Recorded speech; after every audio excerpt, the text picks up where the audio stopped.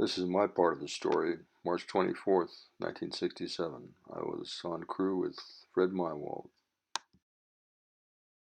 Here's a map of the missile field at that time. It shows Echo and Oscar flight circled. Oscar was near Roy, Montana. Photograph of Oscar flight. Notice the large front gate. This is where the guard saw the object hovering. Cutaway view of our hardened capsule, about 60 feet underground and highly secured. We were required to stay in the capsule, locked in 24 hours until relieved by another crew.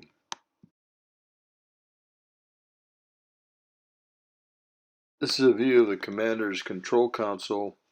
Notice the bank of lights at the top. It would give us the status of our missiles. We had other banks of lights towards the bottom of those columns showing the whether or not there were any incursions at the launch facilities themselves.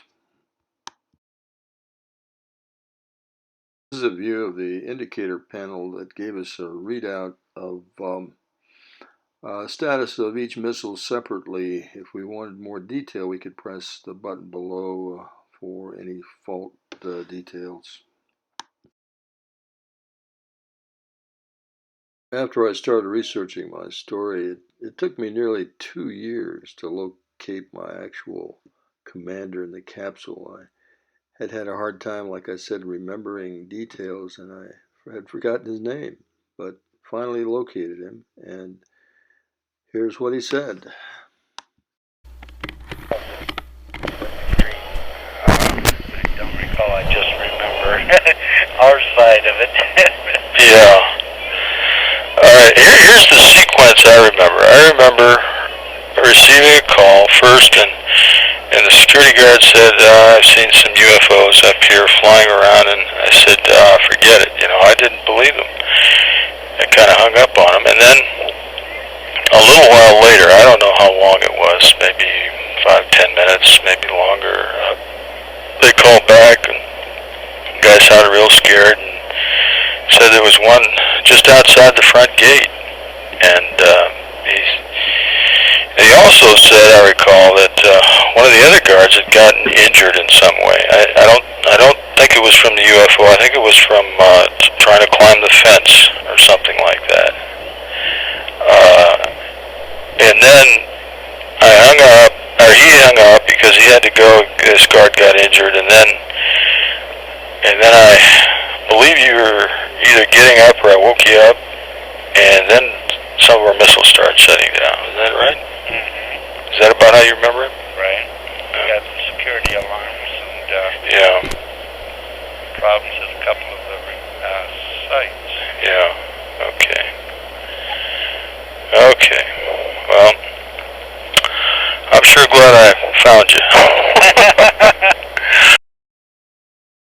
Any reports from their field about UFOs? So I remember the two guards that had gone out to one of the sites finally got back scared to death. We had to relieve them of duty. Yeah. Oh, you mean our guards? Yeah. Oh, I didn't know that. Yeah, and roving patrol type. Oh, I see. They had gone out to one of the sites, one of the LFs, and on the way back they lost radio contact, and we ended up having to send them back to base early. I'm not sure what happened. I don't think they ever returned to guard duty. And what were they scared about? Well, they had seen these crazy things. Then Oh, they did? Yeah. They reported that to you? They reported it to the topside guy. Oh, the topside guy, that's right, okay. Yeah. Okay. Okay, well, interesting, don't you think? Yeah. Just to follow up on what Colonel Mywald just said, besides losing the missiles to no-go condition, we also had indications of intrusion in the launch facilities. So we sent guards out there. They saw the objects again, and that's what Fred just described. They came back very frightened. More details of the incident at Oscar Flight and Echo Flight are in this book I wrote with James Klotz in 2005. It's called Faded Giant.